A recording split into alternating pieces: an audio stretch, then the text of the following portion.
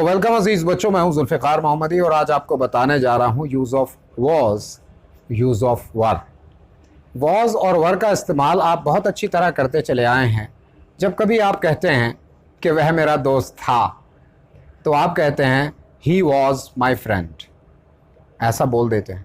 जब आप कहते हैं तुम मेरे पड़ोसी थे, तो आप कह देते हैं यू वर माई नेबर। तो इस तरह से आप वॉज और वर का इस्तेमाल बखूबी जानते हैं। आज जो मैं आपको कराने जा रहा हूँ वो वॉज और वर का वर्ब के साथ यूज़ करना सिखाने जा रहा हूँ। वर्ब के साथ इसको कैसे यूज़ करते हैं, इसका क्या मीनिंग होता है, शुरू करते हैं। जैसे पहला सेंटेंस लिखा हो, वह सो रहा था।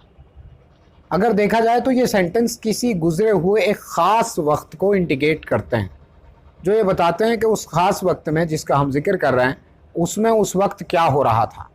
फॉर एग्ज़ाम्पल, कोई आपसे पूछे कि जिस वक्त तुम घर गए थे तो वो क्या कर रहा था, तब आप जवाब देंगे कि जब मैं घर गया तब वह सो रहा था। तो ये सेंटेंस इस तरह से काम आते हैं। अब बनाना सीख लेते हैं। जिसके बारे में सेंटेंस है उसे यहाँ रख दिया, यानी कि ही था के लिए वॉज ले आए और सो रहा के लिए स्लीपिंग।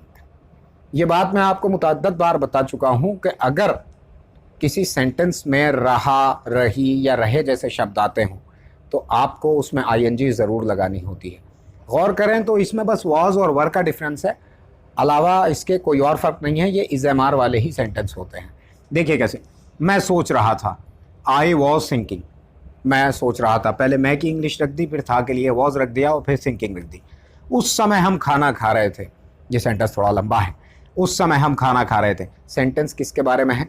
इस हम के बारे में है। इसको उठा के आप यहाँ रखेंगे वही। देखिए, अगर सब्जेक्ट एक से ज़्यादा हो जाएंगे, प्लूरल हो जाएंगे, तब आप वॉज का नहीं वर का प्रयोग करेंगे, जैसे ये मैंने किया है वर। इसे बहुत सारे बच्चे वी आर भी पढ़ते सुने गए हैं, वो गलत है। इसे वर पढ़ा जाता है, वर। तो were, we were taking food at that time. ये एट दैट टाइम जो है ये उस समय की अंग्रेज़ी है।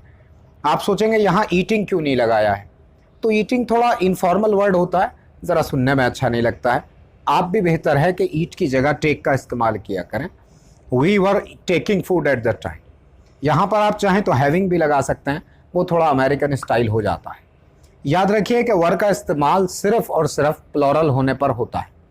कुछ लोग आपको ये बता सकते हैं कि साहब अगर हिंदी में थे आता हो तो आप वर लगा दीजिए, और हिंदी में था या थी आता हो तो आप वॉज लगा दीजिए। अधूरी मालूमात हमेशा ख़तरनाक होती है।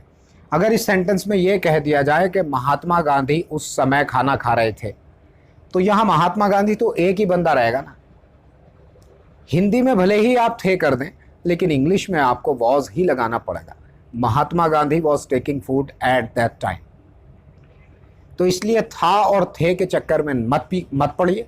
सीधा सीधा थोड़ा सा दिमाग पर भी जोर डालना सीखिए, ये ज़रूरी है। ये पढ़ाई इसीलिए होती है ताकि बंदा अपना दिमाग तेज़ कर सके, इसलिए नहीं कि और कुंद हो जाए। अगर एक सब्जेक्ट है तो आप सीधा सीधा वॉज लगाएंगे, जैसे मैंने ऊपर के दो सेंटेंस में लगाया है।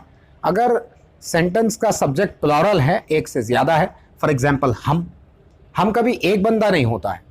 वो हमारा थोड़ा एक स्लैंग होता है एक तरह का हिंदी की ग्रामर में और उर्दू की ग्रामर में, कि हम मैं को हम कह देते हैं। वैसे भी उसे कोई अच्छा नहीं समझता है, आपको पता है।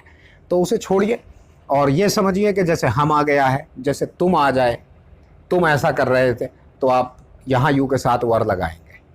याद रखिए, सिंगुलर सब्जेक्ट के साथ वॉज और प्लूरल सब्जेक्ट के साथ वर का इस्तेमाल होगा।